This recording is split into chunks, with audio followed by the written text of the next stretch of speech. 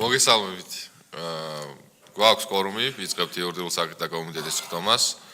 დღის წესრიგი დარიგებულია, სამი ინიციატივა არის გათვალისწინებული, გთხოვთ რომ დავამტკიცოთ წარმოდგენილი დღის წესრიგი.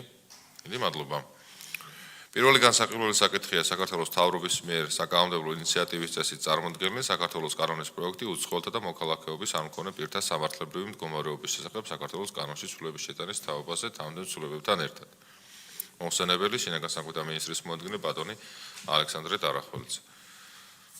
Tot ბატონ ალექსანდრე, მივყვეთ უხოლობრივად და არაპუნქტობრივად და განვიხილოთ, თუ კითხვები იქნება რედაქციული ხასიათის შენიშვნები, გთხოვთ კოლეგებო რომ მანიშნოთ. მოგესალმებით. მოგეხსენებათ, რომ დაჩქარებული წესით განიხილება აღნიშნული ცვლილებათა პაკეტი, შესაბამისად აქტიურ რეჟიმში მიმდინარეობს მუშაობა რედაქციულ და ასე ვთქვათ, მესამე მოსმენის ფარგლებში გასასწორებელ საკითხებზე. აქედან გამომდინარე, ნაწილ კანონებზე უკვე დასრულებული, ნაწილზე კვლავ მიმდინარეობს მუშაობა და მოხლობრივი განხილვის დროს მოგახსენებთ. ბატონო და როდესაც იურიდიული დეპარტამენტი მოგვაწვდის, მორს თომაზე შესაბამის ცვლილებებს და შენიშვნებს ავსახავთ. პირველი, ეს არის უცხოელთა მოქალაქეობის არ მქონე პირთა სამართლებრივი მდგომარეობის შესახებ საქართველოს კანონში ცვლილების შეტანის თაობაზე. მუხლი პირველი. გამოდარიქიდან რომ უკვე ასახული არის ტექსტში გარკვეული ხასიათის ცვლილებები. კოლეგებო, თუ გაქვთ შენიშვნები და მოსაზრებები, გთხოვთ რომ ითხრათ მუხლი პირველი შენიშვნები მოსაზრებები თუ არის კითხვები, არ არის. მუხლი 2 არ გახლავთ. მუხლი 3 არ გვაქვს. ბატონო ალექსანდრე, ამოქმედების ვადები ხომ არ შეცვლა? არა, უცხოელი რჩება, ესე იგი აქ არის ძირითადი ნაწილი არის 1 სექტემბრამდე არის გამოსაცემი აქტების საკითხი მოწესრიგებული.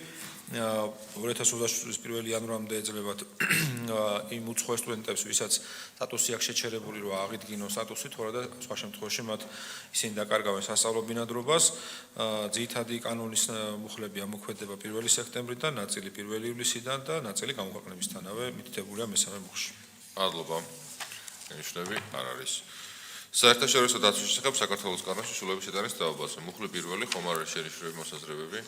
აი ეს მუხლი ხიანად გასწორებულია უკვე და გასწორებული ისე წარმოგვიდგება. მუხლი მეორე, ამოქმედების ვადებთან დაკავშირების შენიშვნები არ გახლავთ. ადმინისტრაციულ საპროცესო შედის ძალაში. ადმინისტრაციულ საპროცესო კოდექსის ცვლილების შეტანის შესახებ მუხლი პირველი, ხომ არ არის შენიშვნები მოსაზრებები? ასეთი არ არის. მუხლი 2 1 სექტემბრიდან შევა ძალაში აღნიშნული. მადლობა. სისხლის სამართლის კოდექსის ცვლილების შეტანის შესახებ მუხლი პირველთან რედაქციული ხასიათის შენიშვნები მოსაზრებები არ არის. მუხლი 2-თან დაკავშირებით არ არის. მუხლი 3 1 ივლისიდან შევა ძალაში ეს კანონი და მეორე მუხლით არის განსაზღვრული 1 ოქტომბრამდე გარდამავალი პერიოდი, ვინც ფიქციურ ქორწინებაში იმყოფება, რომ განაცხადოს შესაბამისი უწყების წინაშე. სისხლის სამართლის საპროცესო კოდექსის ცვლილების შეტანის შესახებ მუხლი პირველი, შენიშვნები არ გახლავთ. მუხლი მეორე 1 ივლისიდან შევა ძალაში ეს. პენიტენციური კოდექსის ცვლილების შეტანის შესახებ მუხლი პირველი, რედაქციული ხასიათის შენიშვნები არ არის. მუხლი მეორე 1 ივლისიდან შევა ძალაში ეს კანონიც. მადლობა. ოპერატიულ სამძებრო საქმიანობის შესახებ საქართველოს კანონში ცვლილების შეტანის თაობაზე. მუხლი პირველი არ არის შენიშვნები. მუხლი მეორე 1 სექტემბრიდან შევა ეს კანონიც ძალაში. შემდეგი არის მომსახურების სააგენტოს მიერ გაწეული მომსახურების დაწესებული საფასურების და ვადების შესახებ საქართველოს კანონში ცვლილების შეტანის თაობაზე. მუხლი პირველი არ არის შენიშვნები რედაქციული ხასიათის. მუხლი მეორე 1 სექტემბრიდან შევა ეს კანონი ძალაში. მადლობა. უმაღლესი განათლების შესახებ საქართველოს კანონში ცვლილების შეტანის თაობაზე. მუხლი პირველი რედაქციული ხასიათის შენიშვნები არ არის. მუხლი მეორე არ არის რედაქციული ხასიათის შენიშვნები. მუხლი მესამე 1 სექტემბრიდან შევა ძალაში ეს კანონის ძირითადი ნაწილი. მადლობა. პროფესიული განათლების შესახებ საქართველოს კანონში ცვლილების შეტანის თაობაზე. მუხლი პირველი რედაქციული ხასიათის შენიშვნები არ არის.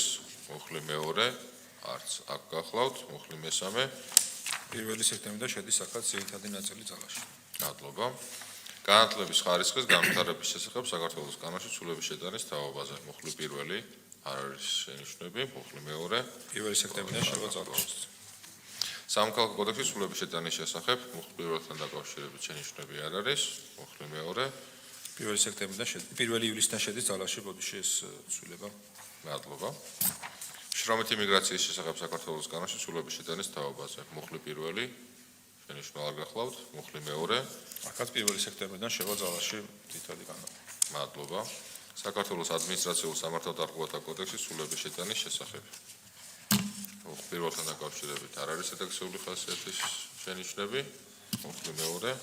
1 სექტემბრიდან შევაძალაში. მადლობა. შემდეგ განაპროექტები არის ეგრეთ წოდებული სრულებაში სრულებები.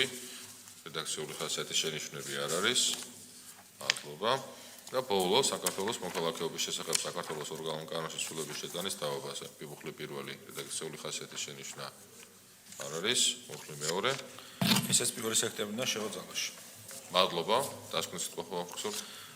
მადლობა მინდა გადაგიხადოთ თითოეულ თქვენთაგანს პარლამენტის წევრებს, ასევე კომიტეტის აპარატის თანამშრომლებს, თითოეული სამინისტროს თანამშრომლებს, ვინც აქტიურად იყო ჩართული შინაგან საქმეთა სამინისტროს იურიდიულ დეპარტამენტს მინდა განსაკუთრებული მადლობა გადაუხადო, იმიტომ რომ დაახლოებით 1 წლის მანძილზე ინტენსიურ რეჟიმში მიმდინარეობდა მუშაობა აღნიშნულ ცვლილებათა პაკეტზე, მიგრაციის დეპარტამენტს მინდა მადლობა გადაუხადო, ასევე განათლების სამინისტროს, საგარეო საქმეთა სამინისტროს, იუსტიციის სამინისტროს, სახელმწიფო უსაფრთხოების სამსახურს, სასამართლო კორპუსს, გენერალურ პროკურატურას წარმოედგენთ ამდენი უწყების ერთობლივი მუშაობის შედეგად შემუშავდა 18 კანონში ცვლილებათა პაკეტი, რომელიც ფაქტიურად ყველა იმ ძირითად მიმართულებას, რაც უკანონო მიგრაციის წინააღმდეგ ბრძოლის მიმართულებით დღეს წარმოადგენს გამოწვევას, ასახულია ამ ცვლილებათა პაკეტში და დარწმუნებული ვარ, როგორც წინა შემთხვევაში განხორციელებულმა ცვლილებებმა სერიოზული ეფექტი მოახდინა ქვეყნის მიგრაციულ პოლიტიკაზე და იმ გავლენებზე, რაც გარე აქტორების მხრიდან არსებობდა და ჩვენ გვქონდა სერიოზული გამოწვევები, დარწმუნებული ვარ, რომ ამ ცვლილებების პრაქტიკაში განხორციელებაც დაიცავს ჩვენ ქვეყანას იმ საფრთხისგან, რასაც უკანონო მიგრაცია ქვია. დიდი მადლობა ყველას და დარწმუნებული ვარ, რომ ძალიან სწორი და მნიშვნელოვანი ცვლილებების დაუჭირა მხარი პარლამენტმა. დიდი მადლობა. მადლობა. მადლობა თემ ალექსანდრე. შემდეგი განაპროექტი გახლავთ პარლამენტის წევრების ინიციატივა საქართველოს ფინანსთა სამინისტროს საგამოძიებო სამსახურის შესახებ საქართველოს კანონში სრულების შეტანის თაობაზე. მოხსენებელი ბატონი თორნიკე ჭეიშვილი.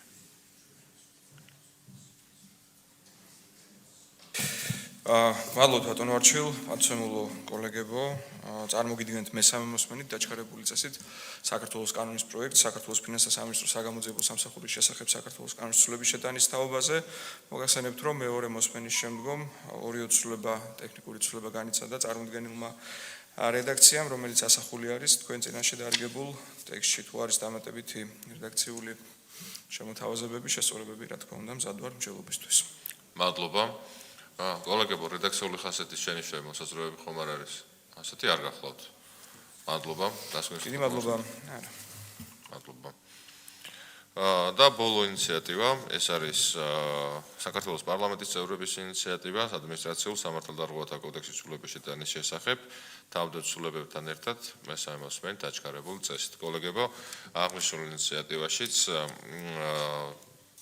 მხოლოდ რედაქციული ხასიათის სრულებებია შესული, ამავდროულად გარკვეულ საკითხებთან დაკავშირებით იურიდიულ დეპარტამენტის შენიშვნებს მოგვაწვდის, აისახება უკვე პლენარულ სხდომაზე.